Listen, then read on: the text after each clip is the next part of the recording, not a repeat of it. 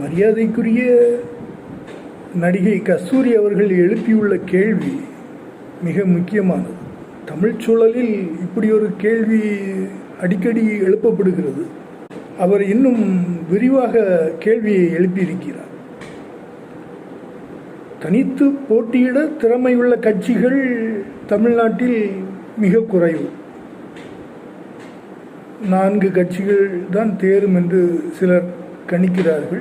தேசிய கட்சிகள் 2ம் தனித்து போட்டியிட திறமையுள்ள கட்சிகள் தான்.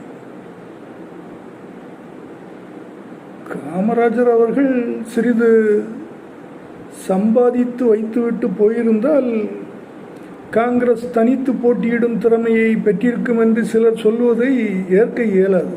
கஸ்தூரி அவ்விடத்தில் சிறப்பான கேள்வி அதை எழுப்பியிருக்கிறார். தனித்து போட்டியிடும் திறமையை காங்கிரசுக்கு காமராஜர் காலத்திலேயே முடிவுக்கு வந்துவிட்டது.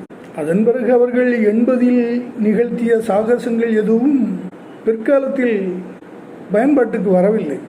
காமராஜர் வாரி சுருட்டி சம்பாதிக்காததை மரியாதைக்குரிய எம்ஜிஆர் அவர்கள் அரசியல் வாழ்க்கையிலிருந்து காங்கிரஸை விலக்கி வைத்தார் என்றுதான் பலரும் சொல்கிறார்கள்.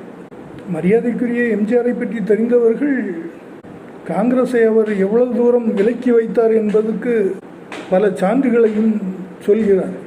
இன்றைக்கும் நினைவுபடுத்துபவர்கள் பலர் இருக்கிறார்.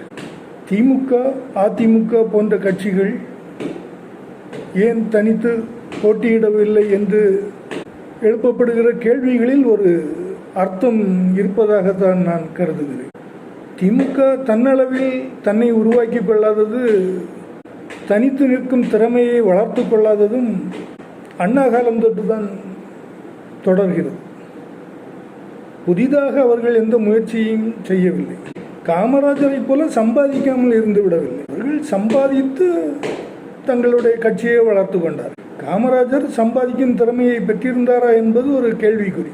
சம்பாதித்து பல பத்திரிகைகளை அவர் வாங்கியிருந்தால் இன்றைக்கும் காங்கிரஸ் தமிழ்நாட்டில் ஒரு போட்டியிடும் கட்சியாக மாறியிருக்கும்.